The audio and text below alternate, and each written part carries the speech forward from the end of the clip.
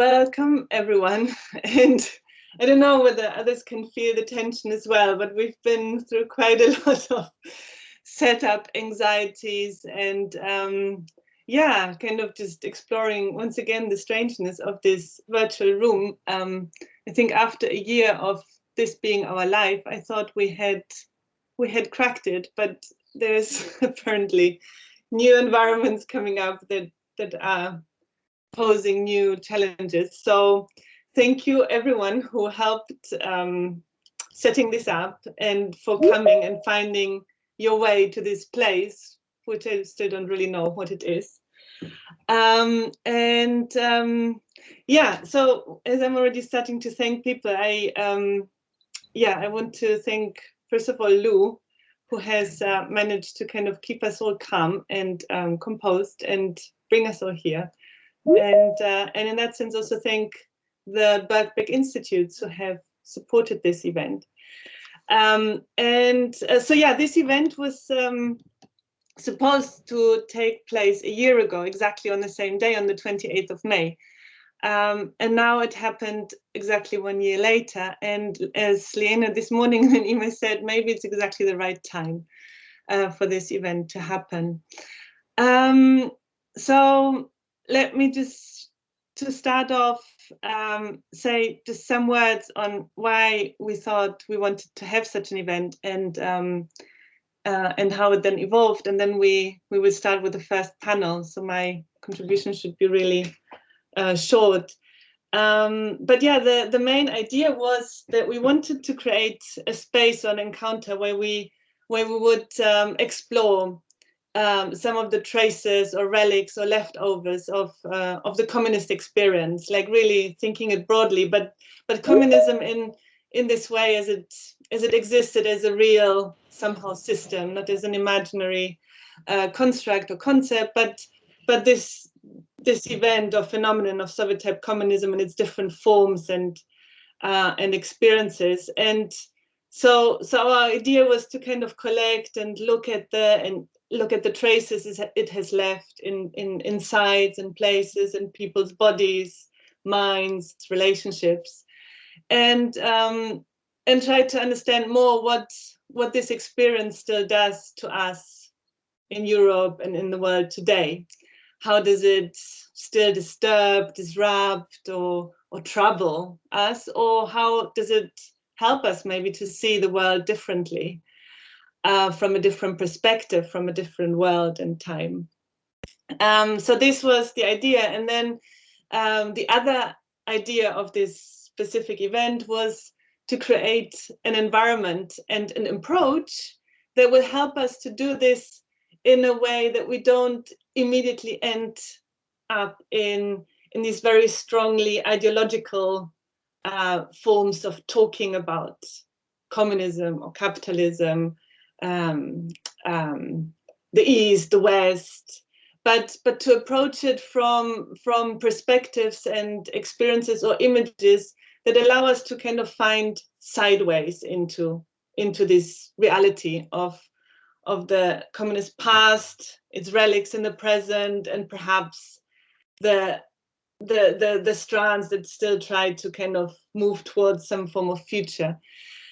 So our aim was really our idea was to really use the tools and images and environments that art creates, that artworks allow us to have, and start from there to engage with artistic interpretations or engagements with the fabric of the communist past or its leftovers that we can still find in the here today, whether it's in places or whether it's in the artist's body or memory, or whether it's in something that is being in an event that happens in the present but is still linked to in some way with associations to the communism that once has been and is not anymore, and for good and bad reasons, and exploring it from there. So that was our aim, to kind of really put some form of priority to the artistic knowledge of this of the existence and still active force of this experience, and then create around this a transdisciplinary space where we can use different tools from theory, social science, research, in order to work with what comes up through the artistic work or artistic interpretation or thinking, and like this create a dialogue that hopefully allows us to speak differently about what remains of the communist desire, maybe, or idea or trauma. Yeah, so all of these different entangled realities that are attached to this one word, and which has become quite complex and charged.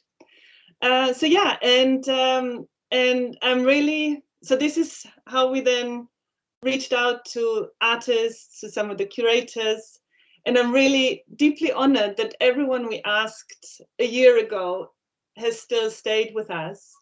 And I really feel that this, like, around all these feelings of uncertainty and things becoming like places disappearing and routines kind of suddenly just not making sense anymore, this kind of people staying with this project and staying committed had a very soothing and maybe also healing effect. So I'm really, really thankful to everyone who, despite all the stress and the strangeness of the space and the encounter, has still remained part of this project. Yeah, and this obviously makes me think of one last element that has been then added to the main idea or the main concept of this event, is obviously the pandemic, which at the very beginning was not a theme that we would have looked at because it didn't exist, but it just erupted in, like, while we were working on this project. So we then started gradually understanding that, or maybe also trying out how it would be to just integrate this rupture into our thinking that was about ruptures anyway. It was interlinked with the idea of the rupture that was created once this kind of communist utopia collapsed, symbolized in the collapse of the Soviet type structure it had been formed by. But strangely, with this rupture caused by the virus, other memories came up, and certain concepts and narratives that were interlinked with the ruptures in 1989 also were suddenly there, like not in the way we would have expected, but they were present. And also themes as some of us will be talking about, like solidarity, community, social justice, were suddenly really, really emotionally charged, and not only abstract demands, but really tied to experiences that we were all going through in that time.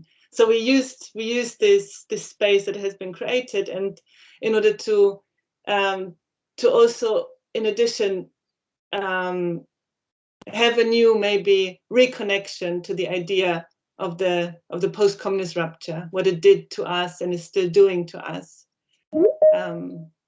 Yeah. Okay, I think this is what I have to say, and much more will be said throughout the day. And in that sense, I will just pass on to Francisco Martinez, who has offered to chair the first panel. And I wish all of you a good experience. In that sense. Francisco, are you there? Hi, good morning. Oh, sorry, I think I muted you. I wanted to mute me. Sorry. No, It seems there has been a misunderstanding. I was not aware I had to chair the panel. But I can do it, no problem. My bad. Oh, please, Magda, could you help me with this? Okay, so even yeah, you see, like misunderstandings happen even with the traditional ways of communication. No worries. Okay, let's just start. So I just take on so I just introduce Joanna Rajkowska as the first speaker on this panel or the conversation or whatever will happen to it. And yeah, Joanna, I'm really glad that you're part of this. You're obviously a very well-known artist, and I've been quite obsessed with your work when doing my research for my previous, like the other research project I was working on, and then yeah, I feel so honored that like kind of your current work is now entering this event as well, and I will not say much more about you, apart from the fact that please share your thoughts on the first panel.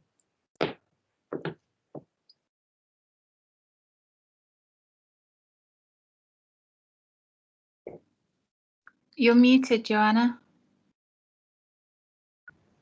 Thank you. Sorry. I just wanted to say a big thank you for everyone, for Magda, for inviting me. And I will try to, fight with technology and Teams and indulge with the presentation. Can you help me, Lou, and present the first slide? It's just this very general slide with the title and yeah, do you see that? Because I cannot see what you see. Okay, thank you. If you can make it into a full screen, I would appreciate it. Thank you. This is a project that I was not going to speak about, but I will because of pandemic, and because it's taken so long that in the meantime I managed to produce this very, very old project actually that was conceived about 5 years ago, and it's called Rhizopolis. And if you can proceed to the next slide, I will. Okay, thank you. This is actually the project, and it is contrary to what you see in the interior of Zachęta National Gallery in Warsaw. And I will try to make it now into a kind of a cinematic experience. And I will read a text that I wrote for 3 minutes only. Here I am in Rhizopolis. Rhizopolis is a city of roots, a city located in the rhizosphere, the nourishing layer of soil around the roots of plants. The next slide, please. It is very quiet, moist, and dark. It smells of wood, not fresh wood, but rather old wood, resin, with slight hint of rotting and mold. What is above me is a sea of tree stumps, about 250 of them, a little forest. Then the next one, please. I am in an underground cave where I can touch the tips of roots, and some of them touch my head. I see roots of pines, oaks, hornbeams, cherry trees, spruces, and many other species. The ground where they stand must be a bit bumpy, as they are higher or lower above my head. The next one. Some of the broadleaf tree roots have hairs which I can touch. They create a sort of mesh, a dense system that penetrates and holds the soil. Now I can look at it from below. In a way, I am a flaneur in this particular metropolis. I am its soil that fills the space between the roots. Or I am a voyeur who looks a bit embarrassed at seeing the intimacy of the roots. And the next one. In Rhizopolis, it is not me who is in charge. In this underground cave, the roots provide me with water and nutrition. As a human being, I cannot live on the surface of the planet any longer. I became a refugee and found shelter in this cave. The trees proved to be the ones that keep me alive. This is more or less a script for a science fiction film that has never been made. All we know is the fragment of the script that tells us that some kind of end happened, and it was severe enough to destroy our habitats. And the next one, please. So here I am in the cave, which on one hand is a shelter where tree stumps create a huge mass weighing almost 5 tons above my head. The root hairs are real, the stumps are real, the smell is real. On the other hand, I am in a film set where the action of a science fiction film is unfolding. I am an actress and I'm being filmed. Look here, well hidden but not impossible to find, are 2 cameras that register my movements and my gaze. In an adjacent room, the next one, yeah, thank you, that one. In an adjacent room, their images are projected side by side on a large screen. The images are delayed, so I can watch myself. These 2 threads, installation and a film set, I'm a viewer, actress, and audience. The film script provides a conceptual basis for the installation. The installation provides a scenography for the non-existent film. And if you can go back to the previous slide, I would appreciate, so we can actually still be in the Rhizopolis. As I said in my cinematic monologue, let's say this is one plane of Rhizopolis, this really existing installation, and we build it inside of the Zahenta National Gallery.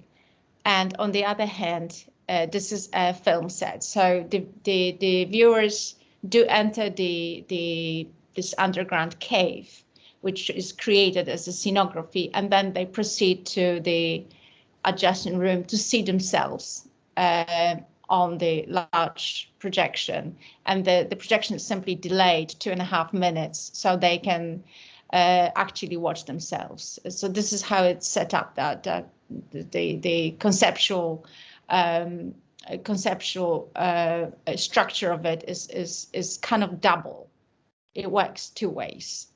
And you're probably curious why and how it happened. And the first question, why, is we have to go back in time to 2017, when the law regarding the tree cutting in general changed, and for some reasons all of a sudden we saw these corpses of trees all over the country. It's not only primeval forests that have been cut down, but also trees on private properties. It's very complicated to explain why it happened, but the nationalist or even right-wing, I would say, government allowed this changes to happen to kind of unleash this horrible patriarchal macho energy, the sheer violence against actually bodies of trees, bodies of women, bodies of everything that is not defined in the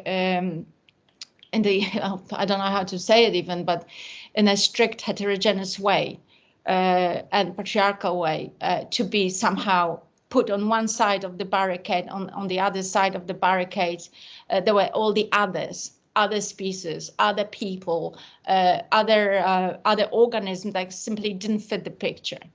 And if we can go 2 slides ahead now. I started my journey through the forests exactly at that time. At first, we decided we as a team around the Zahenta Gallery, but before that, even on my own, I started to kind of simply look at what happens with the tree that is dead, actually, at the corpse. And of course, the most intimate part of the tree is underground. So I felt like this amazing, almost uncanny forms that have been unearthed, that somehow we people, we humans who actually never look underground, started to see. I started to kind of have intimate relationship with this, the part of the tree that is actually the most life-giving and important bit of this organism, with the tree stump. So first, and maybe we can slowly proceed through the slides because it's like a journey now. We looked at the pine forests that have been cut down. There's this enormous tree stumps that sometimes weighed like 300, 400 kilos. Then I started to examine the tree roots of other species. And finally, we other species, other types, other trees. And through the system of friends and acquaintances, I managed to discover that there are places which simply collect the tree stumps, which form almost hills, like ruins. And that really reminded me of photographs, family photographs of the ruins of Warsaw after 1945. I mean, after 1944, after the Warsaw Uprising, Warsaw pretty much looked like that. And especially the ghetto area. And then the concept started to form, and my first attempt to deal with these piles of corpses was to build barricades or other kind of sculptural forms that were exhibited outside, like public projects, so people could actually physically experience the body of the dead trees, of the dead forests. And that would be actually quite effective if I managed to put this walls of tree stumps across the streets to block the human traffic. But very often they simply remain sculptures, objects, freestanding objects. And somehow I always felt that there's something missing in it. There's the intimacy actually of experiencing the horror was missing. And I decided to, and we can go back to the last slide. Thank you. Yeah, that one. Let's to that one for a moment. This was missing, and I decided to kind of bring them inside and present them in the interior of this strictly human space within the architecture that is obviously a very human phenomenon. And I don't remember how it happened, but at some point it was obvious that we have to kind of be below them. There's a very important element of control that normally we control the installations. They are in front of us and we have certain power, the controlling power, the analytic power, that we know that this is actually exhibited for us to for our experience, but also for our control, for this very different relationship that I wanted to achieve. And I thought they should control us, that they definitely should be physically above us, to be able to control us physically, but also our minds. And this is how this, I guess, this is how this idea of creating this dense interior came to my mind. So I knew that there would be kind of a forest above me, and I wanted to, going along this idea of control, create this fiction that something happened, some kind of radical end, and we are completely as species dependent on them. So this is how I came up with this idea of this kind of last chance habitat, let's say, this habitat that is able to at least, if not save our life, that at least prolong it and provide us with nutrition and basic nutrients and water. Apparently, it's not complete fiction. Apparently, the biologist told me that it's that could be possible under certain conditions, but nevertheless, I wanted actually to have the fiction, the element of the fiction, very much, because as far as I know, as far as I learned from my own experience, fiction is actually the most effective power in the situations of kind of no way out, in which I guess we are now. So the fiction was definitely the very important element in Rhizopolis. And the another threat, and perhaps I'll see what I have next. Yeah, we can go now to the next slide. So to visualize the and show you how it was created technically, maybe a couple of words about technicalities. This is just a huge scaffolding, used for building industrial halls, and we decided that the whole process of installing will be actually done as an improvisation. We can go to the next one. So one by one, we created actually this imaginary ground that was above my head. And from the outset, I knew that it cannot be flat. It has to be created like a painting. It has to have a space. It has to be lower and higher above our heads. It has to be immersive enough, and it has to be tactile, meaning some of them have to be quite low so we can actually touch them. And of course, there was a safety issue, the roots coming into our eyes, and all possible damage that they can do to our bodies. But we decided nevertheless that we would do it. It's probably against the safety rules, but I let the team work as they wanted, because they also have, human bodies, and they were going down and down and down. And at the very end of the room, we were kind of 1 meter above the ground of the exhibition. You can go to the next one. What was shocking, that at some point during the installation, we discovered that if we go up to the level of this imaginary ground, we see the cut down forest. And two next ones would show it exactly how it is.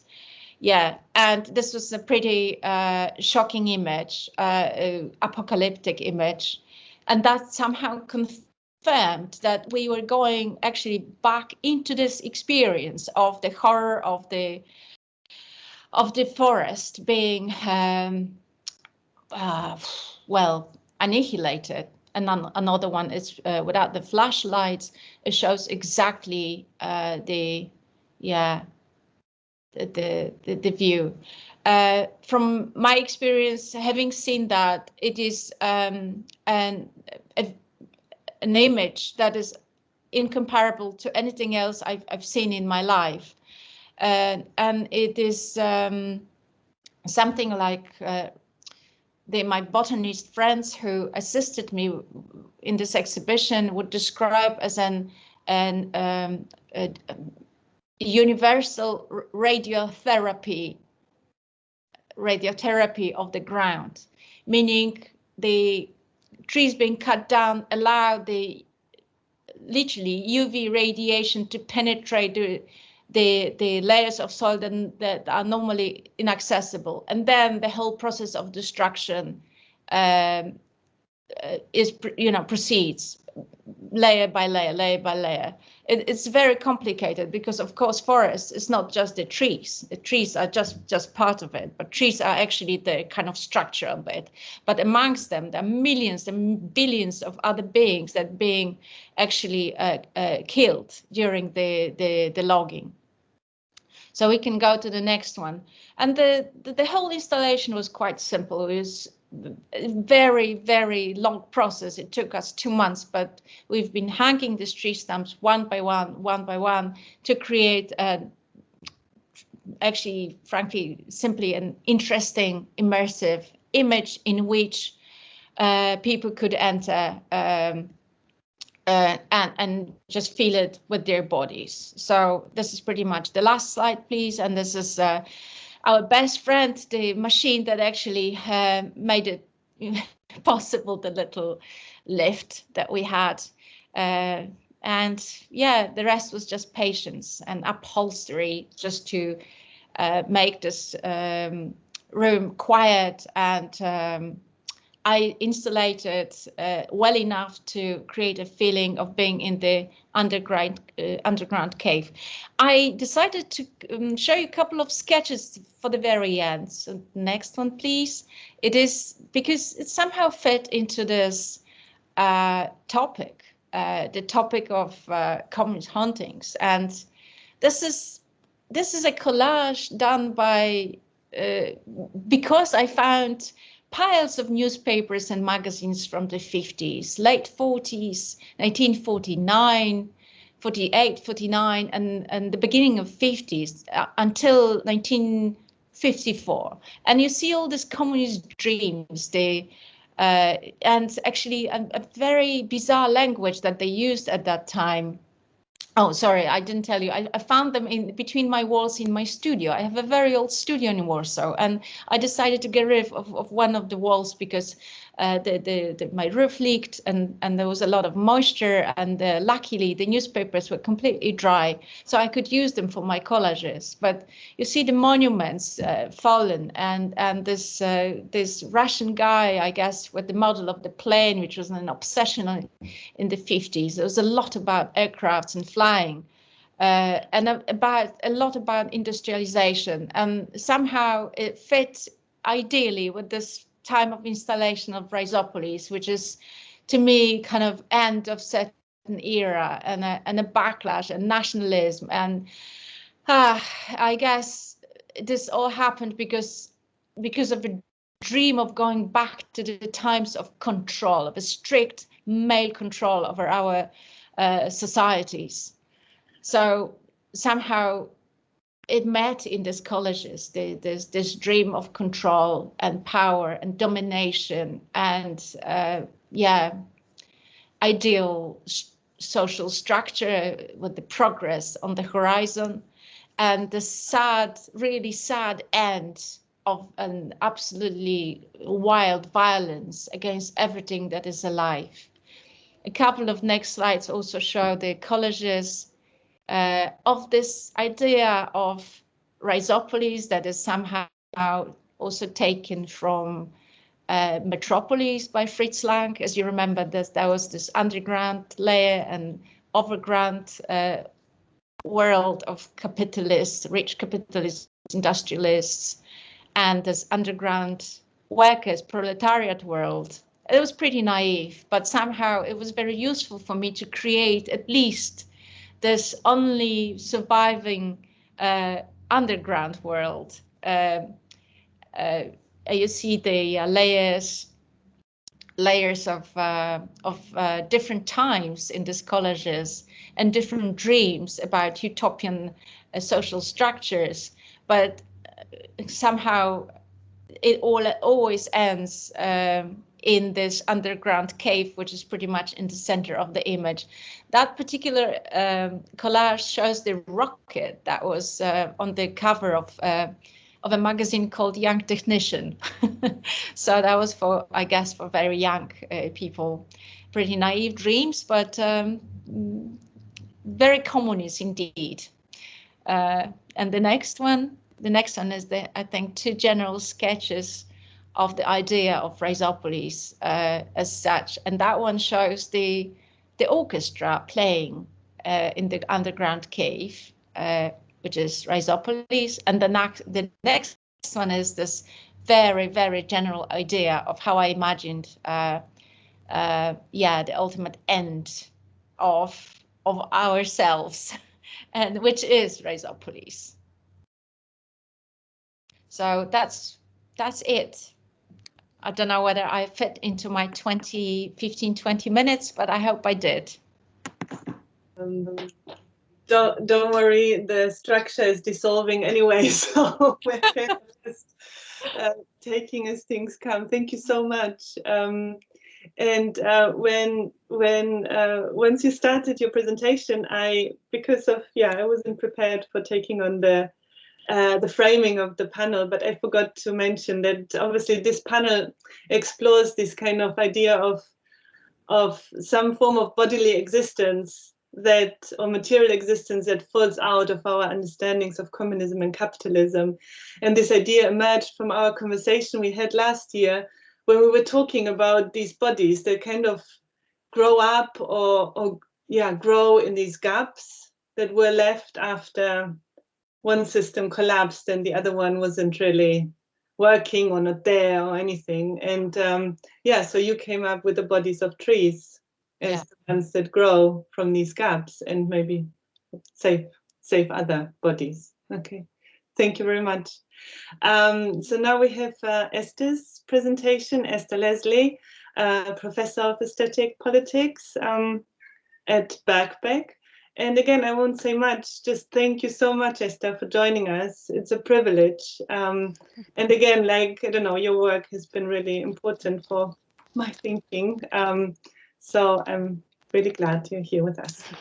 Thank you. Thanks so much for inviting me and for sticking with this project, which has just got deeper and more interesting over the enforced quarantine we've all been through. So I've written a paper to try to focus my thoughts, and I'm going to share my screen, aren't I? So let me see.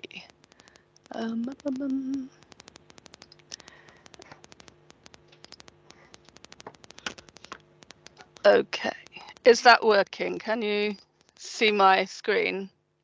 Yes. Yeah, great. Okay, so infernal histories of communism. Let's start with many unhappy returns. During the Paris Commune, a proposal was made on the 15th of April 1871 for a communard monument to the accursed to be placed in the corner of a public square. Hammered into it would be all the names of official personalities of the Second Empire who made what they called an infernal history. As the new regime, which was soon to fail, found its faltering feet, it already wanted to cast its enemies, its darkest history, into stone.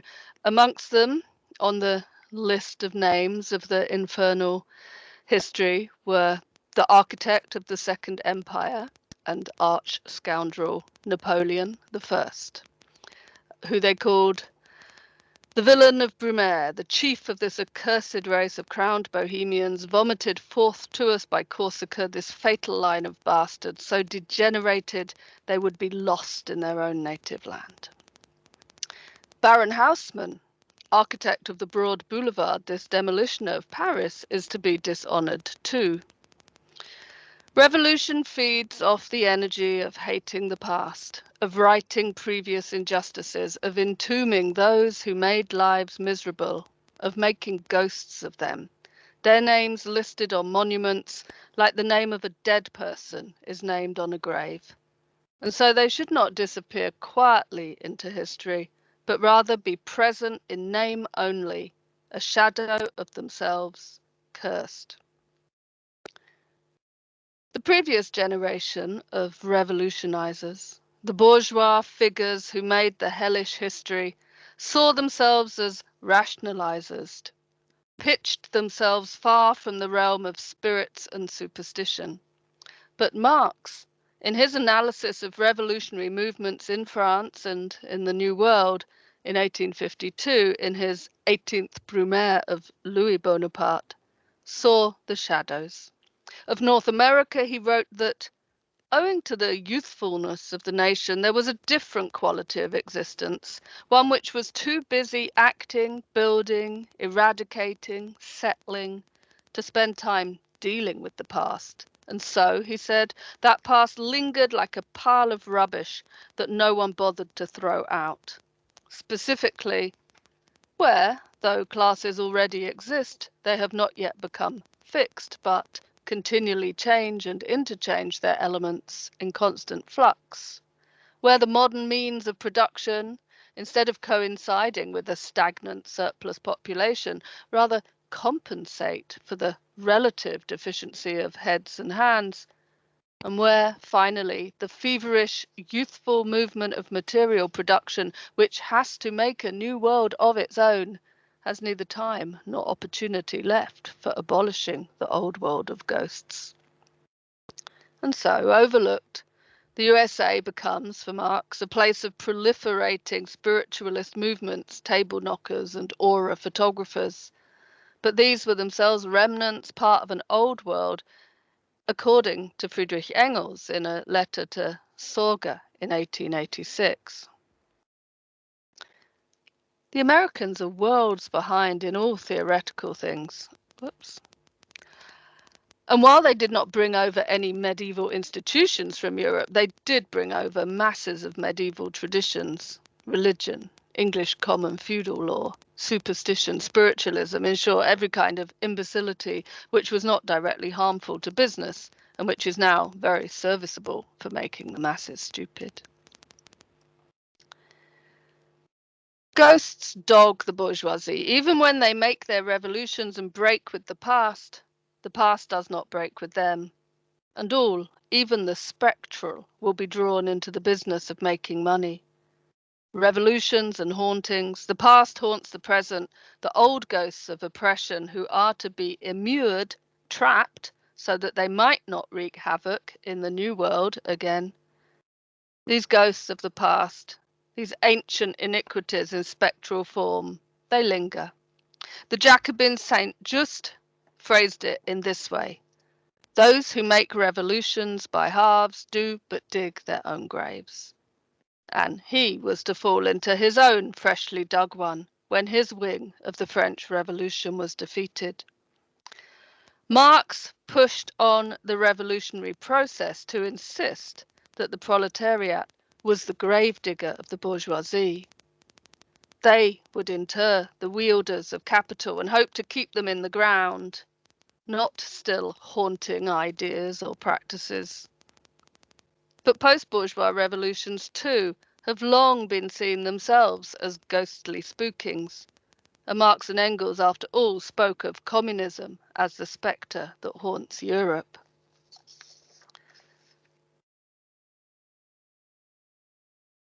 The ghosts of old Europe enter into a ghostly alliance to purge the new ghost, which is only a ghost from their point of view. From Marx's point of view, this is not a ghost, but the gust of rationality and righteousness. Communism was, in Marx's Poetics, the spectre that haunted Europe in a fateful struggle of the dead undone, the bearers of endlessly dying labour, congealed as forms of values more important than themselves and condemned to work against the vampiric undead who sucked the life from them as fast as they replenished it, as the metaphorics of capital coined it. Reflection on Marxism has subsequently raised the spectre of ghosts, spooks, haunters, and revenants. And then, to compound things, the association of communist revolution with Eastern Europe added with Bram Stoker's Transylvania set Dracula. Marx's spectre found a spectral form known as actually existing socialism in the states of the Eastern Bloc. That communism is now dead, a ghosting in history, something once embodied that died, and if it even appeared as seemingly alive, as rosy as the tint on Lenin's mummified cheek, it was but an illusion. But now that dead history lives on, refuses to be buried for once and all, is subject to reanimations. Nothing was laid to rest. Instead, animas from the present came forcefully back and keep coming back. It's not always the ghosts of communists still demanding an end to bourgeois rule or democracies, sham or otherwise. Sometimes it's the remnants of older defeated forces. When, for example, the transnationalism of Yugoslavia was crumbled in wars and investment decisions on the part of the West, the ghosts of ultranationalism were stirred up to make mischief in the situation, and they agitate still, Indeed, in May 2021, there were rumours of a document or non-paper in which Slovenian authorities suggest the redrawing of Bosnia's borders along so-called ethnic lines, meaning that Serbia would take over one of Bosnia's two regions with a large ethnic Serb population. And the Croatian majority cantons would join Croatia while Albania annexes Kosovo and northern Macedonia. L'Espresso newspaper commented on the likelihood of war emerging from this plan, that its clandestine methods and impossible demands do not rule out, for impossible things, states the newspaper, become true in the former Yugoslavia, where ghosts, once they are evoked, take shape quickly. I want to take this further with a brief sojourn in 4 scenes or sites that summon up the archive where many ghosts are buried as a kind of counter-hex. What is found there are things that have been ghosted in the modern sense, things that have been just left, once of interest, now in a ruinous site of untimely, unappreciated, unmarketable memory, more or less. There's been a turn to the archives of late to release what has been walled up in them. One example is that of Gal Kim, who's written 2 books on the partisan movement. The first is Partisan Ruptures, Self-Management, Market Reform and the Spectre of Socialist Yugoslavia from 2019. Notable, of course, for its use of the words spectre. What happened when the partisans brought a new system into being under Tito out of a war against fascism was a rupture with what went before, and it has itself been subject to rupture, which means for Kern that it is lost in a fog of revisionism. This period, this effort towards communism, has only a ghostly presence, but it does not disappear. It lingers in archives and can be disinterred as motif for the present. How it is found in its specificity, as voices, images, something more sensual, is the subject of Kern's second book from 2020 titled The Partisan Counter Archive, Retracing the Ruptures of Art and Memory in the Yugoslav People's Liberation Struggle. Here, it's not the archive, but the counter archive, the archive shadow, the archive of traces that no one has cared to curate, the archive that counters its well-behaved existence within an archive and wants to undo the neat classifications and orientation towards dust. In this work, Kern brings into the light photographs of performances by partisan photographers, Jose Petek and Eddie Selhaus, as well as photographs of partisan school children who performed stars with their bodies, or the name Tito in a snowy field. He looked too at Marta Paulimbrina, a partisan dancer, and Janez Kardžić's anthem to Agitprop theatre. What portents did these subversive acts rendering collective figures represent for the state to come? The revolutionary aspects, the gripping of revolutionary ideas by masses and by communist organization as they carried out anti-fascist struggle is presented. What do their unburied traces reveal now in hindsight? Kern pushes this onto an idea of the counter-archival surplus, asking in what ways the excluded, the marginal, the limit case can in itself express political rupture in its moment and in an ongoing, reverberant way into the present. The study is framed by the present, specifically by what has occurred through the post-socialist transition as Yugoslavia broke into different states. What is the setting for these acts of reclamation of political art? A setting in which concepts such as anti-totalitarianism and transition to capitalism have become pertinent. He explores memory in socialist Yugoslavia and how the partisans are memorialized, used as a founding entity, a justification of the Tito nation. What type of memory can sustain that role of nation building and ideological work? In what ways was the partisan legacy carried on artistically? And of course, the book has to look at the aftermath at the situation after the mid-80s, as the state form of Yugoslavia changes violently through war, through economic readjustments. In what ways was the Yugoslav past and the partisan contribution eradicated? What types of revisionism were at work, and how did they manifest themselves in historical public memory, in monuments, in films, in officially sanctioned ideologies, kitschy tokens that wiped out meaning in favour of nostalgia? Of course, there's purpose to all this, to reclaim past, present and future, to think more broadly about what it means to gather history under the sign of the decolonial public collective history aimed at resistance and liberation.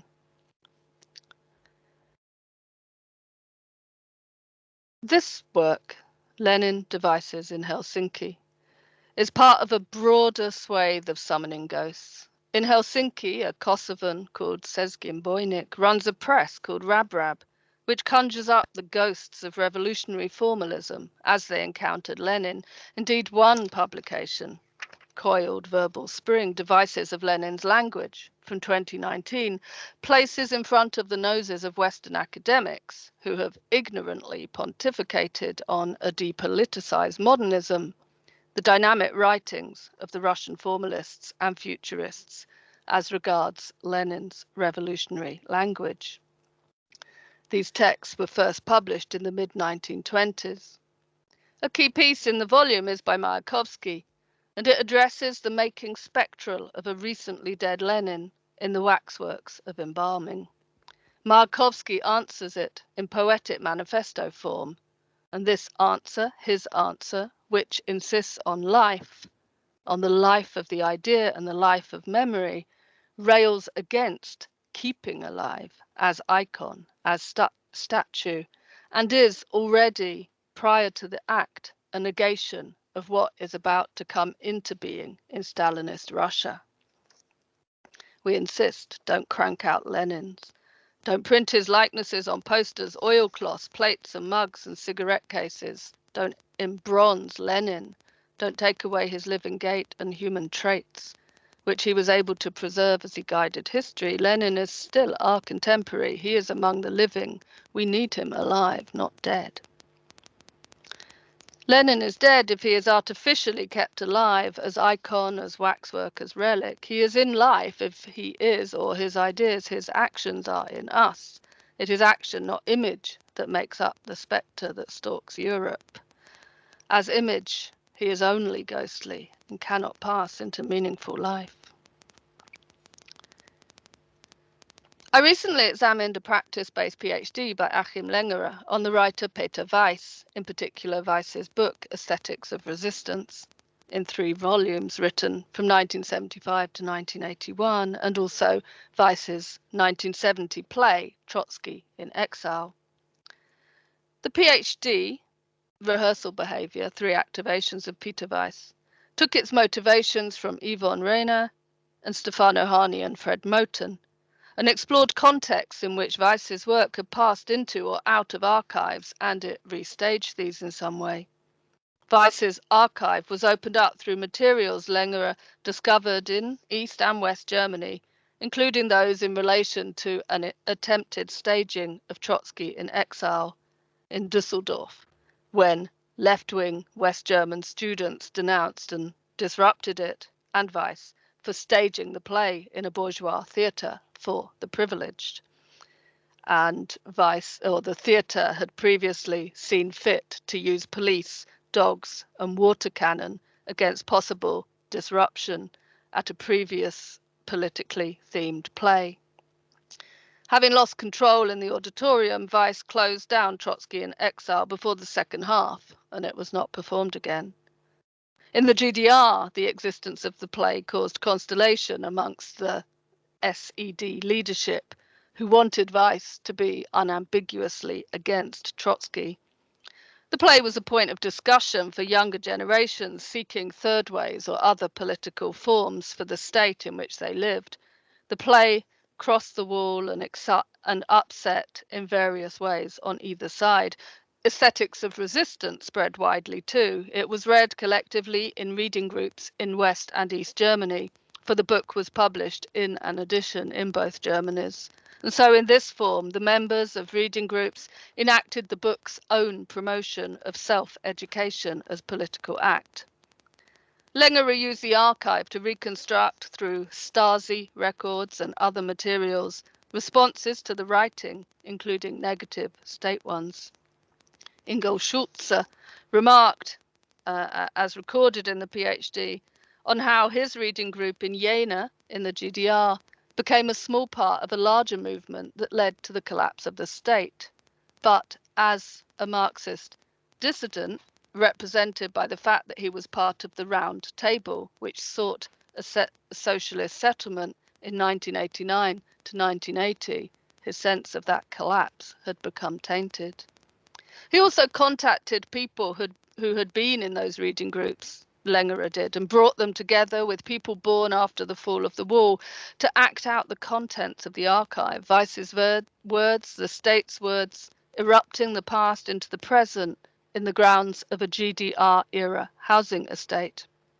Present were two artists from the group Permanent Representation, Ständige Vertretung, who look at how artistic work relates to social transformation following unification. An artist whose grandfather had photographed the Soviet Union in the 1960s, a politician who'd been an informant but turned tails and joined the dissidents while remaining socialist, a left-wing activist and historian who had been expelled from the ruling party, the SED, and joined the dissidents, and two literary scholars who had organized Weiss reading groups in the GDR, brought together with a punk and a filmmaker who came of age in the post-GDR years, and an artist who protested against the regime in Halle when she was 15 and now explored the archive of the GDR opposition through artistic research. Some still bemoaned the passing of the regime because what came later they felt was worse. Others were regretful or disappointed. All manner of effects were brought out in the encounter, and Längerer forces his actors, some of whom acted through this history in another way, some of whom have studied it, some of whom came after and know little of it. He forced them all to reactivate the ghosts by reading selections from the archive, folding them into their own dialogues, aligning and misaligning them with their own positions. Who speaks? Trapped in history, we play the roles of ghosts to cast the spell again or break it. The archive was gathered for malevolent reasons mainly, to spy, to punish, to harass. But released under the open sky of post-communism, it lends itself to other practices, reflective ones, aesthetic ones, maybe. It should be noted that Weiss had written his book, Aesthetics of Resistance, after research trips to archives in the GDR, to look into the lives and histories of the communist figures who became fictionalized in his book. Unbeknownst to him, apparently, his access to materials was circumscribed by the state. Längerer visits the archives in East and West Berlin, the Stasi archive and the Academy of Arts, and carries out the necessary bureaucracy before transcribing as a kind of reactivating act materials relating to the play about Trotsky. Letters and other documents flew back and forth, debating the extent to which Weiss dishonored the October Revolution or celebrated it uncritically. He was shot by both sides, all sides.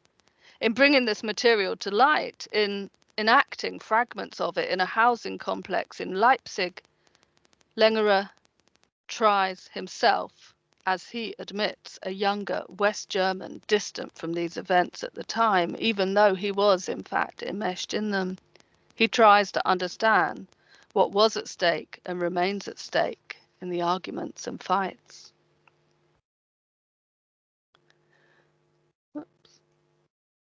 We take what we can from the past. Whatever ghosts whisper to us, and we shrug off those that drag us down. We have to take or reject what we can from the past, because it is in our present. I collaborated with an artistic organization in Warsaw called Curie City. It emerged from a grouping called the Warsaw Bauhaus Foundation, which is committed to the queering of history and legacy to rile the nationalists and fulfill the potentials of reverse discoursed degenerate modernism.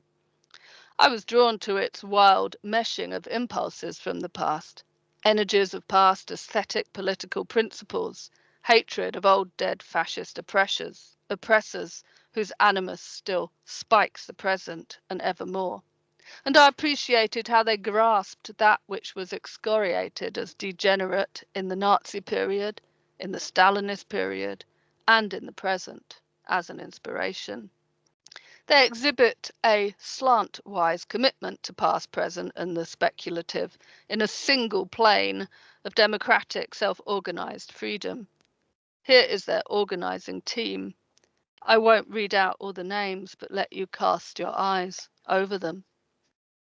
A list of the dead, the never existing, those yet to come, of places and moments and historical actors, collectives, always, or lovers, comrades, and collaborators, when they are not fantastical beings or chimera's. Something once promised was unfulfilled. It ghosts the present.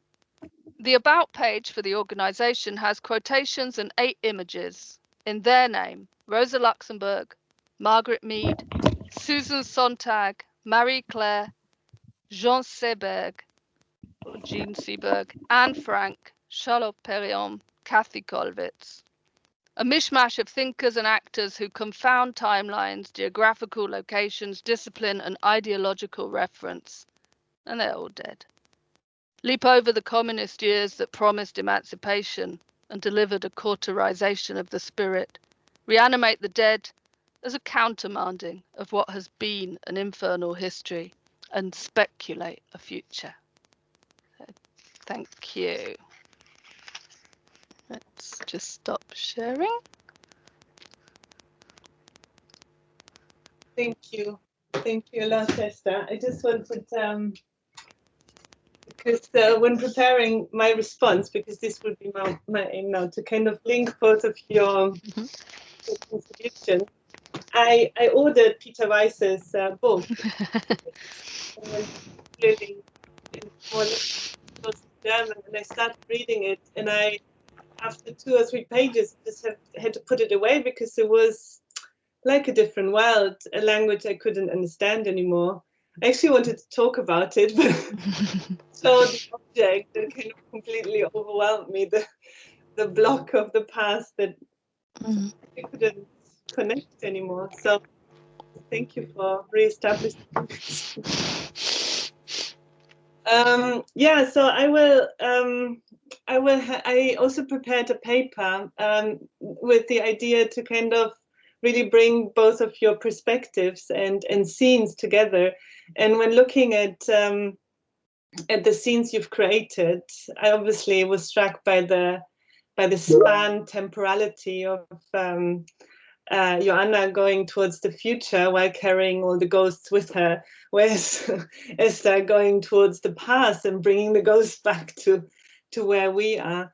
So this is basically the space I was trying to speak from or to speak to.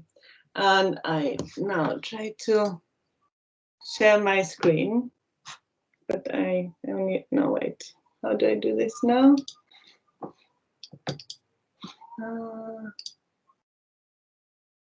Okay. So can you see my presentation now? Because I can't.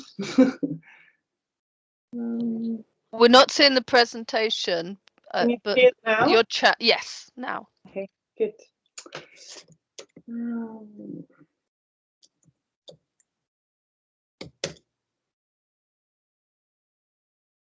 Okay.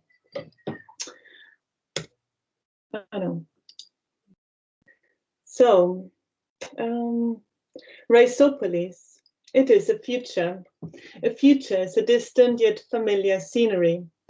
After centuries of modern progress, humans, at least in their enlightened formations, have lost their means to survive on the world's surface, are dying and only able to clinch to life in the underground cave created by the nourishing environment of roots. Their dependency on the planet's ecosystems has taken on a new material form, rendering our abstract fantasies of freedom and independence naive.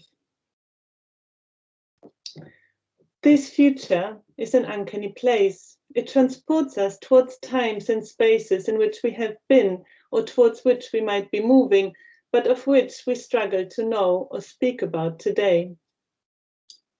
Oh. I see the roots of Rhizopoulos emerge in my mother's paintings. Perhaps I see them as they remind me of my forgotten symbiosis with her body, her womb, the nourishing cave of which neither she nor I have a memory, at least not if we search for memory in words or in knowledge. There are moments when we both feel we are entangled in this cave of caves, in which the adult body transitions towards a different state of being, in total dependency with the becoming body of new life. A temporary space in which neither of the transforming bodies involved could survive without the other. When this feeling as essential memory returns, I am usually frightened. The I who seeks to remain on the surface of the visible and the knowable and the controllable world, a world in which subjects, objects, and places appear to exist as separate entities and not as entangled dynamic systems of interdependencies. In Rhizopoulos, however, we do not have to be frightened, as we are saved. Maybe not the we who lived on the planet's surface, but a changed version of us, the human species, not conquering and arranging its survival, but permitted to stay, being forgiven and saved by those whom it can destroy. It is a future, a projection of our deepest fear and deepest wish, but a future in which our present self will disappear, or at least get smaller.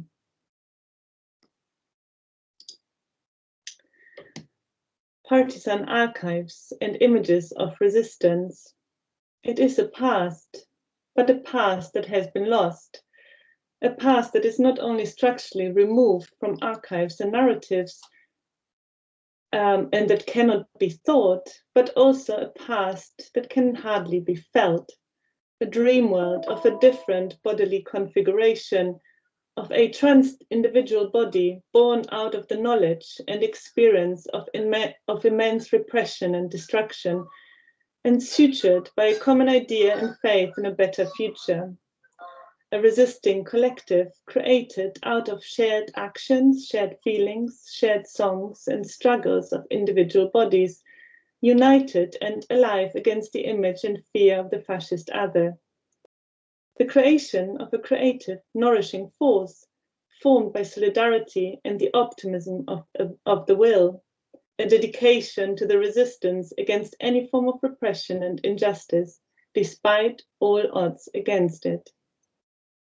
It is the past of a body that goes beyond the surface of my skin, a body that the we of today struggles to resuscitate and to comprehend when feeling reminded of its absence in the presence of fascist returns. When looking at a picture of Lep Radic, a young Yugoslav partisan who was executed by a German soldier at the age of 17, I see my mother again. Perhaps this time she appears to help me save this body from dying, this past body from dying, or to protect me from my fear of death, to say, look, you are not dying as we saved you, the we of those different women and their different and contradicting actions, one dying to protect the collective, the other fleeing the collective to protect herself, yet both of them entangled in their will to preserve a spirit of life and hope. Or perhaps she emerges to protect me from the knowledge that the fascist beast is still here, intertwined with and acted out by the different capitalist, communist, or humanist bodies, us, all of which struggle to dissociate themselves or ourselves from its destructive force. The archive of collective resistance, it is a past, but a past that existed because of a future hope or desire which has become unimaginable today. The images and experiences characterizing Rhizopoulos and the revived archives and ghosts of partisan actions span a specific type of ambiguous temporality, a being in time which is put together out of unimaginable or forgotten, yet existing and re-emerging experiences, pasts and futures. While the modern self, which is structured around a linear and coherent sense of time, struggles to embody this stretched temporality, it is, I argue, the liminal or undefined body, the body in crisis, which lives around and absorbs such scattered times. When in 1989, former communist countries started being integrated into the social structure of Western liberal democracy, many people were plunged into a realm of disordered time, a modern time out of bound, and towards a place outside of history. Neither was the communist future any longer a point of orientation, nor did the integration into the global neoliberal market live up to the promises of a return to the better, more prosperous and happier place. Neither communist nor fully capitalist, yet many people and places in former communist countries found themselves in a limbo state from which central modern markers of time and space did not any longer make sense. But while these experiences have often been associated with Eastern European bodies and sites only, the confusion created by the breakdown of communism has actually, I argue, affected all of Europe, all of the Enlightenment project. When the post-1989 period was declared as the end of history, and with this, Western liberalism as the most effective system of human thought and life, this was not only wrong because Western liberalism had since then turned out to be more and not less contradictory and destructive, but also because the loss of an alternative future, the radically new, other and better place in history, led to a collapse of modern time more generally, a collapse which until today has not and cannot be acknowledged. Without the other, the new, the better, the more just place in future, modernity, the modern self, the European, cannot exist. At the same time, however, with any radical or new move towards an imaginary other time, it risks to wake the spectres of communism by which it feels threatened. The progressive part of modern identity is therefore deadened, numb, either forcing a total repression of desire and will, essential standstill or coldness in which it seeks to simulate the preservation of the status quo as progress or freedom, or it directs its desire towards images of an idealized past as the better, safer, and truer place, in which form ever. The events and experiences of the pandemic support this intuition of a more profound confusion or irritation of modern time, and with this of the modern self more generally. Since the new coronavirus started spreading in Europe, and then shortly after in the United States, the so-called West has been in a state of shock. Most of its governments have been unable to react to the threat posed by the virus and have repeatedly hesitated, if not refused, to implement the necessary restrictions.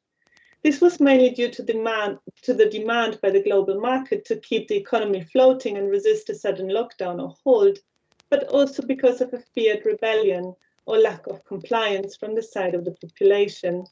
It was perhaps as if halting the tune of normality would not only trigger enormous economic losses, but also reveal the West's confusion and fragility, its lack of direction and narrative. Fragments of this confusion have, however, emerged, not only inside the lockdown homes, but also on the streets, where people started protesting against the unexpected rupture of the pandemic and the restrictions that were eventually implemented. These anti-lockdown protests are usually seen as expressions of the radical right, as largely anti-rational, as a death-driven resistance against the governmentality of the modern rational state. But the identity or fabric of this emerging social body is not at all that clear.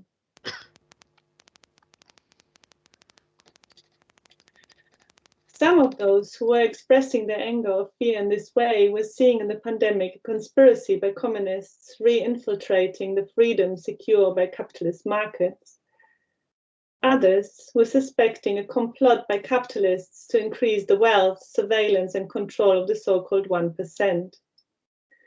Instead of being clearly right or left, progressive or reactionary, these protests rather embody the convoluted and contradictory political formations and identities of the post-communist West, where the semblance of the rational state and its uncontestability of progressive time cannot be upheld anymore.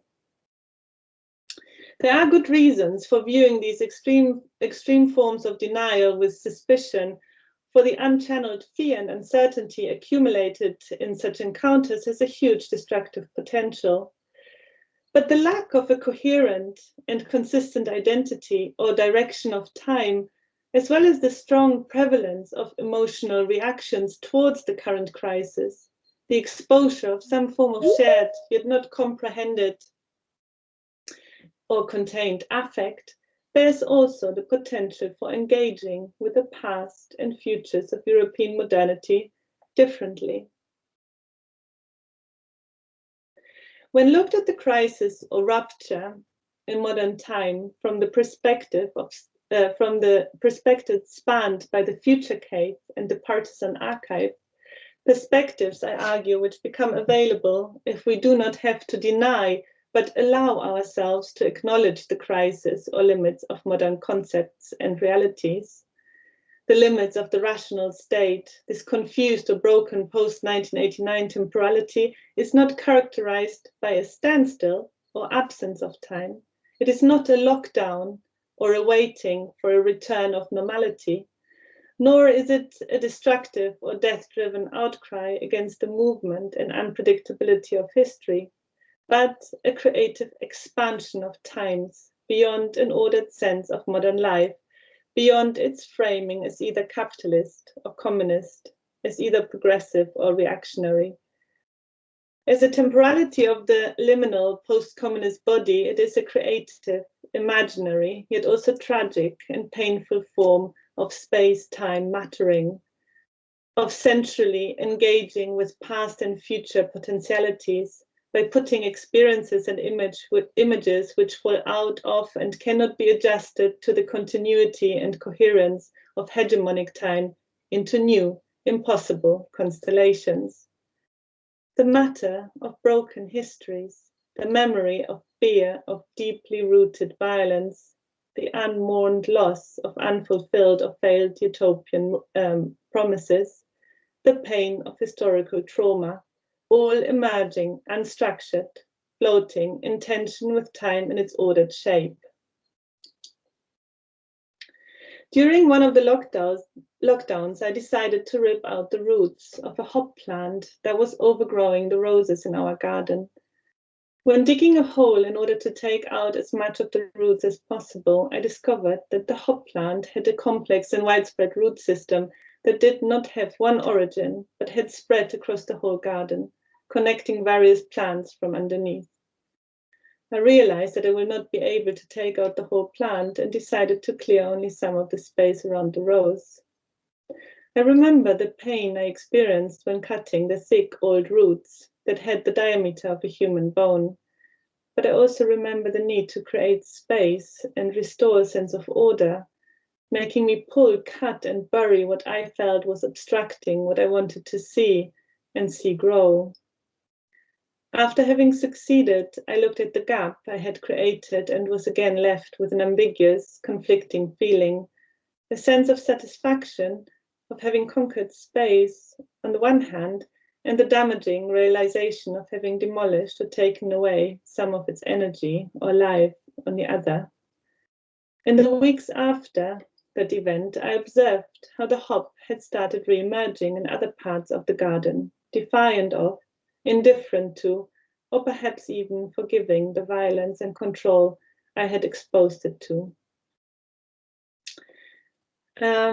These ordinary affects that were revived in this lockdown situation are associated with the violence conflicts, but also the desires and dream worlds characterizing Enlightenment history. As affects, they transgress the formal, or maybe also as ghosts, but yeah, affects, ghosts. They transgress the formal configurations of space and time and are centrally entangled with the catastrophic mass destructions and control of othered humans and other species, while also being interlinked with the knowledge and memory of utopian resilience and collectivity, each lingering in the matter and bodies of today's Europe, ready to be uttered and lived in new constellations.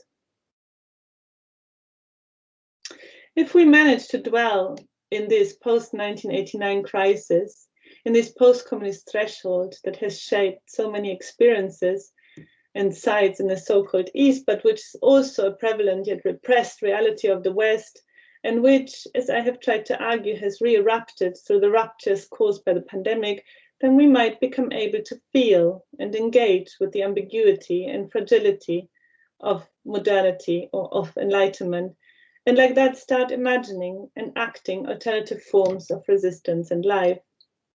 As such liminal, disrupted, locked down, sheltered, caved bodies, thrown out of ordered modern time and history, and suddenly, unexpectedly and temporarily dwelling in other sensual and cognitive states and times, we might not feel forced to either defend or destroy modernity or humanity, but instead caress the wounds, those of others and ours, in order to then perhaps pick up the shards that have caused them and build something different, not in order to demonstrate strength, but to help us cope and live with our vulnerability and pain.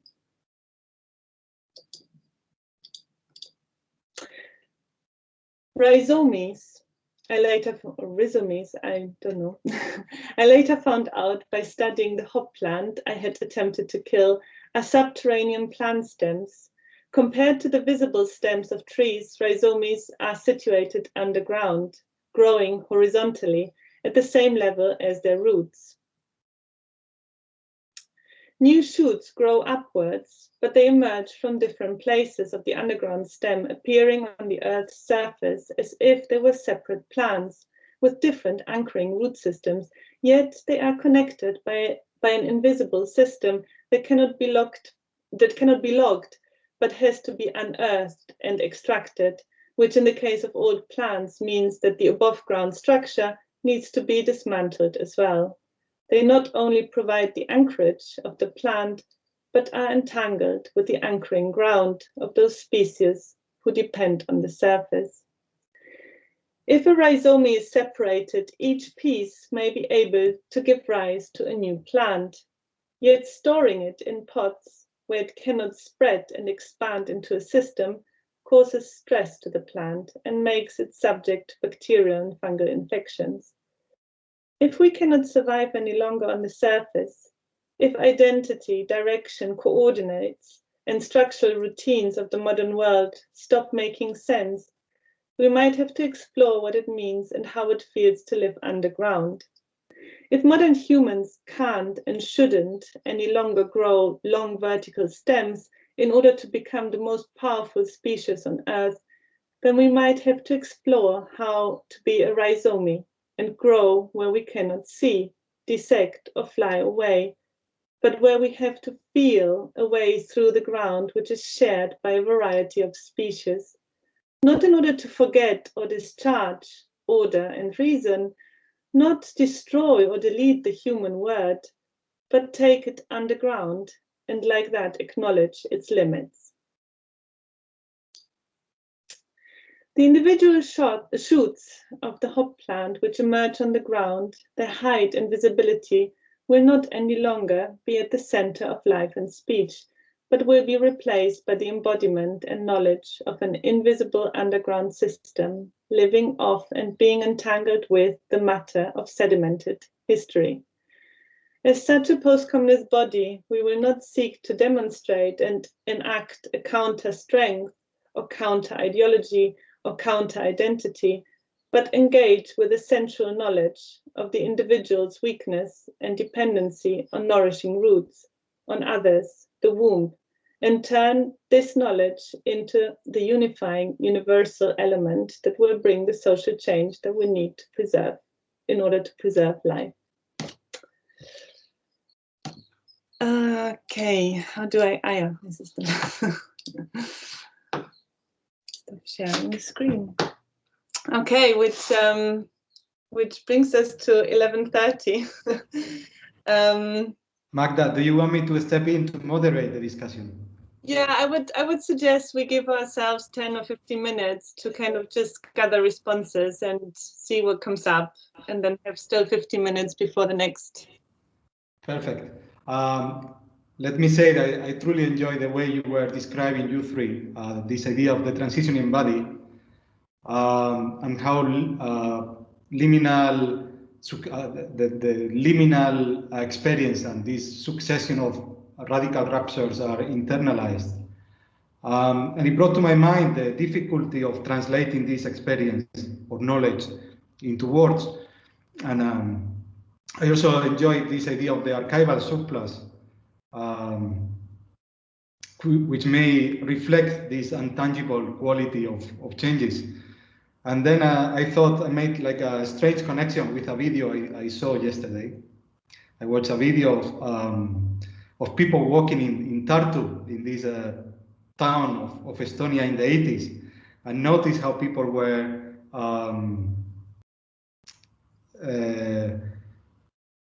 walking in a different way, standing in a different way, waiting in a different way. To make it short, the experience of living under the Soviet regime created distinct ways of looking and ways of standing and ways of waiting. And then I realized how difficult it is to transform this knowledge into data or into words. And I was wondering if any of you could share also some insights about the limitations of working with these experiences and with this material. Does it make sense, the question? Perhaps in the meantime, people may come up with more questions. Yeah, I would like to say something on this, because I think when preparing for the presentation, I think I exactly kind of forced myself not to be just to allow myself to say and show whatever comes up, not really forcing myself to kind of say something that makes sense. And that's why all these kind of personal associations, which work really well with Esther's and Joanna's work, just helped me to speak.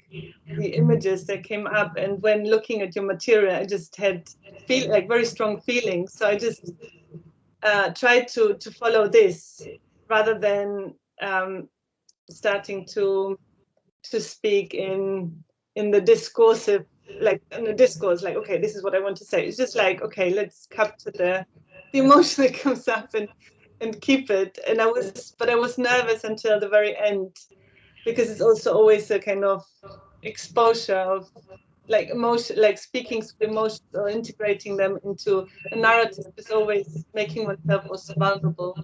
But I think this is, for me, it has become the way of exactly kind of getting closer to this liminal space that is not so nicely structured and framed and not so easily put into words.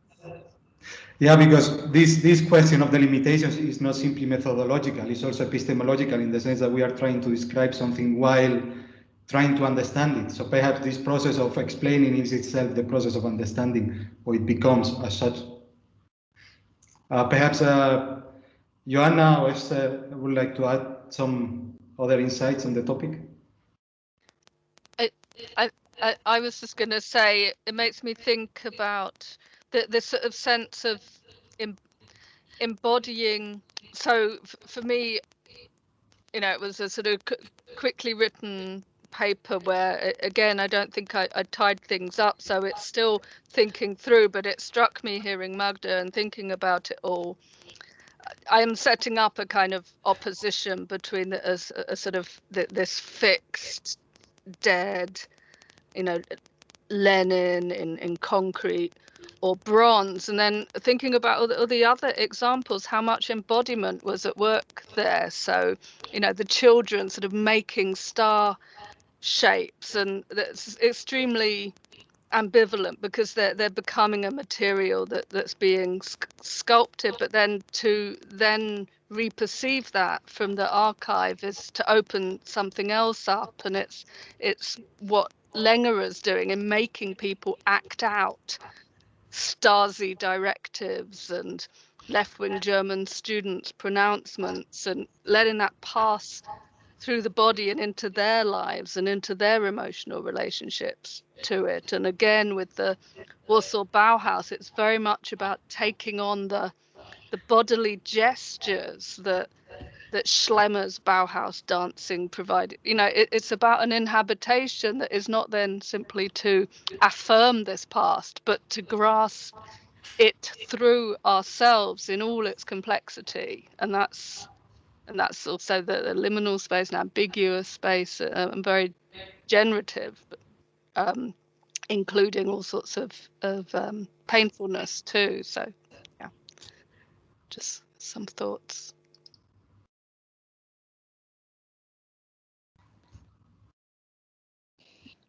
I totally agree.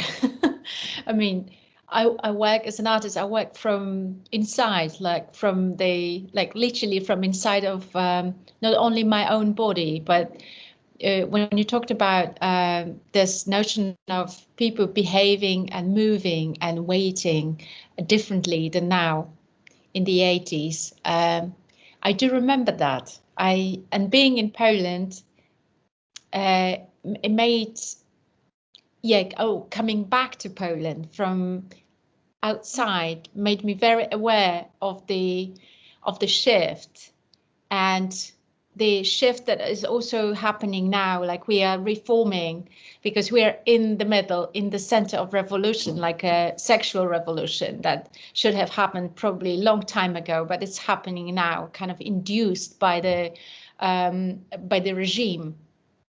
And what's going on with especially female or non-heterogeneous bodies is absolutely outstanding. And I'm trying to really work from inside of those bodies. But of course, those bodies or these bodies, it's not only human bodies. So this extension to like non-human bodies, this revolution that's happening, or we wish it happens amongst all the organisms that are suppressed.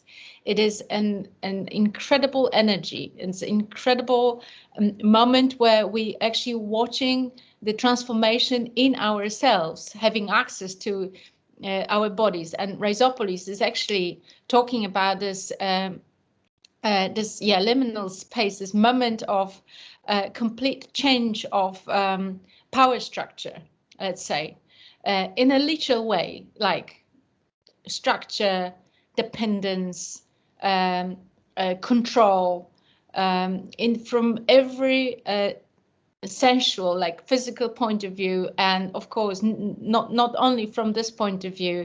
It is that moment of a switch, let's call it, that I feel it's happening now, and of course it has roots in communism, and I think we still have memories of the tongues going slowly, almost like noiselessly, can I say, along the streets of Poland, 1981, this panic attacks, this wonder that this can be imposed on us, this moment of complete paralysis, that it is happening, like the history is unfolding in front of our eyes. And I have the same sensation now that history is unfolding in front of our eyes. When I see this sea of people who all of a sudden appear on the streets, like crowds dancing and shouting, and this is just absolutely incredible. And we know that this is somehow happening exactly from inside of the bodies. And that's, it is fascinating. It's fascinating. Is there any last question or comment? We are a bit over time already. Please. There's a question in the chat from Elena. Do you want me to read it? Please. Yep. I was wondering whether there are two types of hauntings, communism, between remnants of communism experienced by political regimes that have been through these and an attempt to communism. Can you see any difference in the images? Does that make sense? Elena, do you want to turn on your mic and ask the question? Yeah, I guess, yeah, I was just typing very quickly. I was just wondering whether, and this is both to Joanna and Esther, whether looking at hearing your papers, you're talking from two different locations, I guess. One where kind of perhaps communism or socialism regimes have been experienced and lived, where attempts have been made. And the other, I guess, where there are remnants of it and the other kind of attempts to communism. And I wonder whether the images transmit that or something else is happening. I guess that's the question. I mean, I think that's really interesting, because I think with all of the, there's been a recovery in a sense of the notion of communism without communism, or communitization, all the sort of post-2010, post-Occupy movements, which wanted to sort of occupy the site of communism, I think, very differently. But I think that it's the spur from them that prompted certain kinds of returns to the archive, I suppose. And I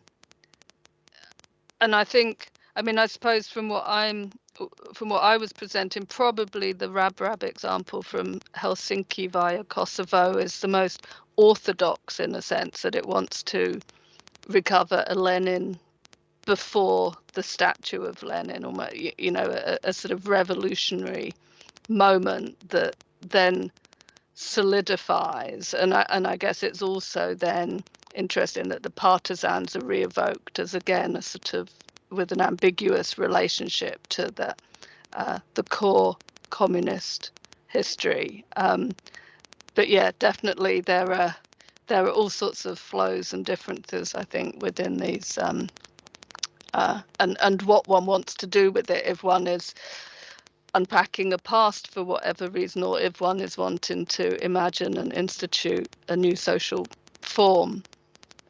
There are differences.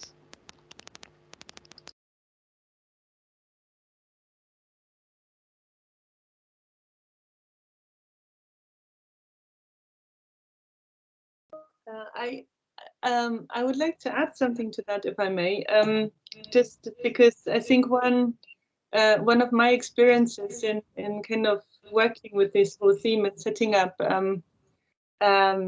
this kind of project space is that it has become difficult to distinguish the different, like communism, kind of the notion, the word, the sound of it kind of brings all of these elements together, at least if we talk about it in a very embodied and experiential way.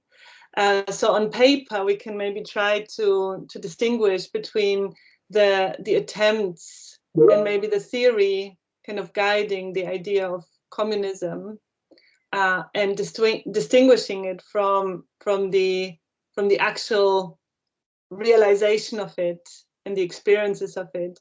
But I think this distinction does not exist in that anymore, and this makes the communist specter so interesting. Like Esther, you mentioned you quoted the bit from the Communist Manifesto, where it's like the communist specter is haunting, and in that manifesto, it's haunting from the future. There's something coming. It's the future coming. Whereas where we are now, it's coming from different times, and this is the more uncanny element of this new type of ghost, that we cannot really say, okay, yeah, but we're only looking at the ghost that is coming from the future. It's all much more ghostly than it used to be.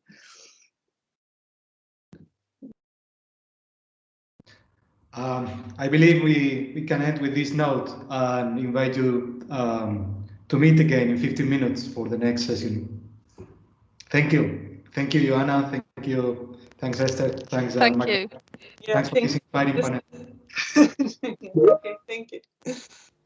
Thank you.